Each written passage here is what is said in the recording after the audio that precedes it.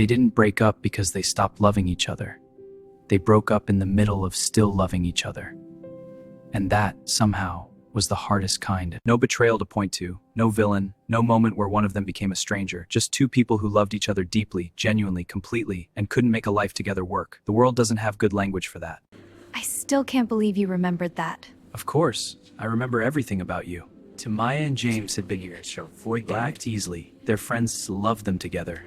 But underneath all of that, quietly, a different conversation had never happened.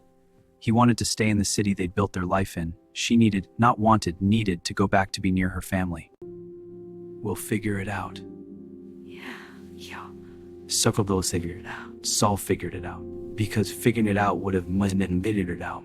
Psychologists who study long-term relationships make a distinction that most people never hear. There is romantic love and there is relational compatibility. They are not the same thing, and crucially, one does not guarantee the other. So, and staying anyway, hoping love will bend the architecture, is how two good people slowly become each other's source of grief. I love you, and I'm scared that loving you isn't going to be enough. That sentence, that specific terrifying sentence, is the one most couples never say. Because saying it out loud makes it real. Because if you say it and nothing changes, you have to decide. So instead they waited, and hoped, and let the unspoken thing grow larger in the space between them. Until one day the space was too wide to cross without acknowledging what had been sitting in it all along. Compatibility conversations are not the enemy of romance. They are the act of respecting the other person enough to be honest about what you actually need. Until one day the space was too wide to cross without acknowledging what had been sitting in it all along. Compatibility conversations are not the enemy of romance. They are the act of respecting the other person enough to be honest about what you actually need. In the early stages of love, the limbic system floods the prefrontal cortex with dopamine and oxytocin. Future planning feels irrelevant. The present is too full. But over time, the flood recedes. And what's left is the actual architecture of two people's lives. Love D's, they've been quiet when the flood recedes. It just finally has to share the room with reality.